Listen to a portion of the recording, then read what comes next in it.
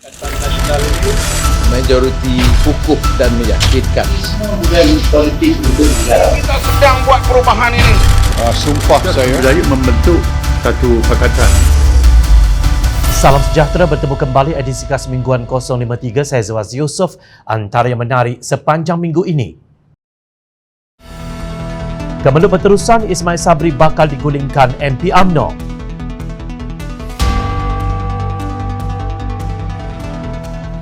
Menzalimi rakyat, Pakatan Harapan tolak RUU pindaan Akta 342.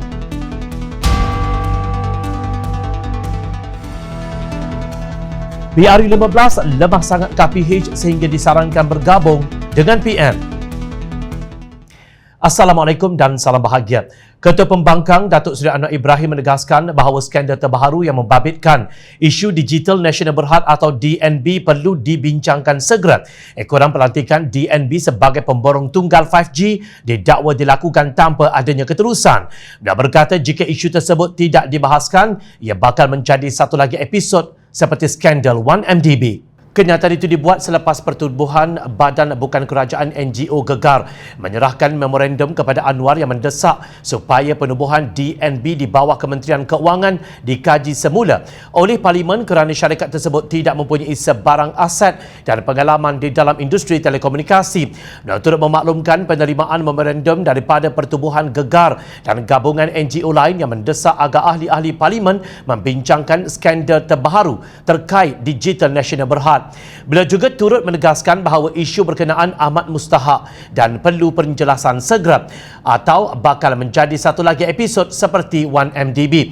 Atas prinsip keterusan dan bertanggungjawabkan kerajaan dan Parlimen mesti memberi keutamaan segera, katanya dalam satu kenyataan. Orang Melayu tidak akan mati kalau tiada UMNO, Islam tidak akan lumpuh tanpa PAS, manakala orang Cina pula tidak akan mati jika tiada DAP. Parti Warisan menyatakan komitmen untuk meletakkan negara di landasan yang sepatutnya selepas parti itu secara rasminya melebarkan sayapnya di peringkat nasional semalam. Presidennya Datuk Seri Muhammad Syafiee Apdal berkata ketika ini negara bergelumang dengan perbalahan membabitkan isu remeh-temeh dan melihat kepada senario politik kini, negara memerlukan perubahan struktur dalam politik. Katanya pada majlis perasmian Parti Warisan Peringkat Nasional di Pusat Konvensyen Sime Darby, Malaysia memerlukan peralihan daripada sistem politik berasaskan kaum dan juga agama kepada kepelbagaian kaum yang lebih inklusif. Hadir sama Presiden Parti Ikatan Demokratik Malaysia Muda, Syed Saddiq Syed Abdul Rahman. Sebelum ini beliau menyatakan hasrat untuk memperluaskan sayap partinya hingga ke Semenanjung bagi meneruskan perjuangan pemimpin terdahulu. Usaha itu juga dibuat sebagai persediaan menghadapi pilihan raya umum ke-15 PRU 15. Mengulas lanjut, Muhammad Syafiee berkata terdapat beberapa negara yang boleh maju tanpa parti yang berasaskan kaum, bangsa dan agama. Katanya sudah lebih 60 tahun negara mencapai kemerdekaan, namun sehingga kini masih lagi mempersoalkan mengenai kaum, agama dan bangsa mengakibatkan perpecahan dalam negara. Sementara itu, Ahli Parlimen Shah Alam Khalid Abdul Samad telah mengemukakan usul tergempar di Dewan Rakyat melalui Kamar Khas bagi membincangkan isu pengambilan tanah Kampung Sungai Baru, Kampung Baru. Ia dikemukakan susulan tindakan kerajaan membenarkan pihak swasta menggunakan Akta Pengambilan Tanah 1960 bagi memaksa pemilik tanah di situ menyerahkan tanah kepada mereka secara paksa dengan pampasan. Dewan Rakyat telah membincangkan perkara itu melalui Kamar Khas di mana Khalid telah mengemukakan usul itu dengan disokong oleh Ahli Parlimen Lembah Pantai dan dijawab oleh Menteri Wilayah Persekutuan Datuk Seri Syahidan Kasim. Khalid ketika mengemukakan usul itu berkata kerajaan perlu adil dalam pengambilan tanah dan jangan membiarkan pihak pemaju yang kaya raya berunding dengan pemilik tanah yang miskin. Khalid menegaskan beliau tidak bertujuan mempolitikkan isu berkenaan tetapi ia perlu dibincang dengan terperinci agar tidak menzalimi mana-mana pihak. Beliau juga mengakui perlunya pembangunan semula bandar dan di mana-mana sahaja berlaku perkara sedemikian. Khalid menuntut kerajaan memahami peranan mereka dan menawarkan harga yang lebih munasabah serta adil. Ini kerana Khalid melihat ianya sebagai satu rundingan yang tidak setara apabila diserahkan rundingan antara pemaju dengan pemilik. Orang Melayu dan Bumiputera yang tidak sanggup menyokong UMNO kerana korupsi dan jenayah boleh menyokong Parti Pejuang Tanah Air atau Pejuang. Pengerusi Pejuang Tun Dr. Mahathir Mohamad berkata kepimpinan Pejuang terdiri daripada bekas pemimpin UMNO yang berjaya membangunkan Malaysia serta berkhidmat untuk rakyat. Menurutnya, pemimpin pejuang dilatih supaya memegang kuat prinsip perjuangan UMNO dahulu, iaitu berkhidmat untuk bangsa, negara dan agama, bukannya untuk diri sendiri. Sehingga kini katanya orang Melayu hanya mengenali UMNO sebagai Parti Melayu. Bagi mereka, tidak ada pilihan jika ingin menyokong Parti Melayu melainkan UMNO. Malangnya, Parti UMNO sudah dirampas oleh perasuah dan penyangga. Mereka ini hanya berhasrat menggunakan UMNO dan orang Melayu untuk mencari kerajaan dan menggunakan kuasa kerajaan untuk memperkayakan diri mereka. Bekas Perdana Menteri itu berkata Malaysia akan kekal sebagai kleptokrasi yang menyebabkan negara serta orang Melayu rosak dan hancur jika UMNO masih disokong. Oleh itu, ia menjadi sebab kepada penubuhan pejuang iaitu Parti Melayu atau Bumiputera seperti UMNO. Tambah beliau, dengan adanya pejuang orang Melayu dan Bumiputera yang tidak sanggup menyokong UMNO kerana korupsi dan jenayah boleh menyokong Parti Pejuang. Ada usaha ahli Parlimen UMNO nak menjatuhkan Perdana Menterinya sendiri ke? Berapa kali nak gagalkan kerajaan BN sendiri? Ahli Parlimen segambut Hannah Yeoh bertanyakan sama ada ahli Dewan Rakyat daripada UMNO mahu menyingkirkan Perdana Menteri Datuk Seri Ismail Sabri Yaakob.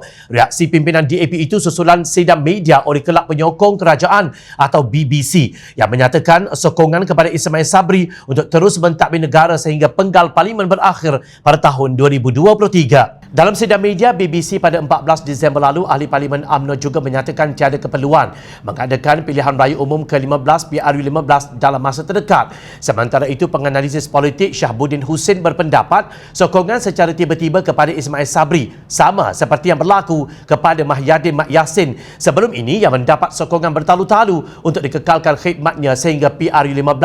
Tetapi apa jadi akhirnya kepada Mahyadin? Apakah sekarang Ismail Sabri sedang menempah laluan yang sama? Yang nyata, sokongan terbuka BBC untuk Ismail Sabri diteruskan khidmatnya sehingga tahun 2023 adalah jelas merupakan tindakan sengaja mencari pasal terhadap kepimpinan UMNO sendiri, tegas beliau. Dia berkata secara tersiratnya tujuan memberi sokongan kepada Ismail Sabri sehingga tahun 2023 adalah semata-mata agar pemilihan UMNO dilakukan terlebih dahulu sebelum PRU15 dilangsungkan. Menteri Kesihatan Khairi Jamaluddin berkata penerima vaksin Sinovac yang tidak mengambil dos penggalak bakal bertukar statusnya kepada tidak lengkap. Katanya semua penerima dos lengkap vaksin Sinovac atau individu yang berumur 60 tahun dan ke atas tanpa mengira jenis vaksin siri premier perlu mendapatkan suntikan dos penggalak selewat-lewatnya pada bulan Februari 2022. Menurut beliau, sekiranya kumpulan individu yang dinyatakan masih tidak mendapatkan suntikan dos penggalak selepas bulan Februari 2022, status vaksinasi akan ditukarkan menjadi tidak lengkap dan individu tersebut tidak layak untuk menerima kemudahan-kemudahan yang diberikan kepada penerima dos lengkap vaksin COVID-19. Khairi turut memberitahu pusat pemberian vaksin PPV Mega akan diwujudkan semula bagi mempercepatkan pelaksanaan program pemberian dos penggalak. Langkah ini akan dimulakan di Lembah Kelang. Keputusan itu dibuat selepas mempertimbangkan ketibaan varian Omicron COVID-19 yang menjadi kebimbangan Pertubuhan Kesihatan Sedunia WHO. Cadangan itu katanya telah disahkan oleh Mesyuarat Jawatankuasa Petugas Khas Imunisasi COVID-19 Booster Immunization CITFB pada 8 Disember lalu. Sementara itu, Angkatan Wanita Amanah Awan Nasional menyokong kenyataan Pakatan Harapan yang menolak rang Undang-Undang Akta Pencegahan dan Pengawalan Penyakit Berjangkit Pindaan 2021 yang dibentangkan di Dewan Rakyat pada 14 Disember lalu. Pengerusi Biro Kesihatan Awan Nasional, Dr. Hafizah Mustaqim, menggesa agar kerajaan mengkaji semula jumlah denda maksimum sehingga RM100,000 bagi individu yang melanggar prosedur operasi standard SOP COVID-19. Menurutnya, pindaan yang menetapkan hukuman pada kadar begitu tinggi berbanding jenayah berat yang lain mengundang persoalan dan pertikaian orang ramai.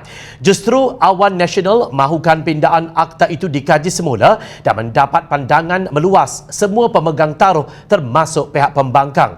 Awan seterusnya menyarankan agar pihak berkuasa lebih mengutamakan penguatkuasaan undang-undang yang lebih adil kepada semua jauh daripada pendakwaan terpilih, rasuah dan amalan SOP 2 darjat yang berlaku sebelum ini. Terdahulu, Kementerian Kesihatan Malaysia KKM pada Selasa lalu telah mencadangkan 5 peruntukan baharu terhadap RUU berkenaan. Ini merangkumi 10 seksyen di bawah Akta 342 yang akan ditambah baik bagi memastikan kesinambungan pengawalan dan pencegahan COVID-19 di negara ini. Antaranya mengenakan hukuman kepada individu yang melanggar SOP seperti gagal memakai pelitup muka dan penjarakan fizikal dengan denda maksimum RM100,000 atau penjara untuk tempoh maksimum 7 tahun atau kedua-duanya sekali. Lemah sangatkah Pakatan Harapan? Itu persoalan yang ingin dibangkitkan. Calon Parti Keadilan Rakyat PKR, Datuk Seri Idris Harun yang tewas dalam pilihan raya negeri PRN Melaka mencadangkan agar Pakatan Harapan PH bekerjasama dengan Perikatan Nasional PN pada pilihan raya umum ke-15 PRU akan datang. Beliau juga percaya agak sukar untuk PH mendapatkan sokongan sekiranya gabungan itu memilih untuk bergerak sendirian tanpa kerjasama parti lain. Menurut bekas Ketua Menteri Melaka yang menyertai PKR selepas dipecat daripada UMNO, kekalahan PH di Melaka baru-baru ini adalah disebabkan perpecahan undi antara PH dan juga PN. Katanya ia juga disebabkan beberapa faktor lain termasuk peratusan keluar mengundi yang rendah dan PH hilang sokongan daripada pengundi Melayu di beberapa kerusi. Pada Oktober lalu, UMNO memutuskan untuk memecat Idris dan Adun Pantai Kundur Datuk Nur Azman Hassan selepas mereka menarik balik sokongan mereka terhadap Ketua Menteri ketika itu, Datuk Seri Sulaiman Mat Ali bersama dua lagi adun.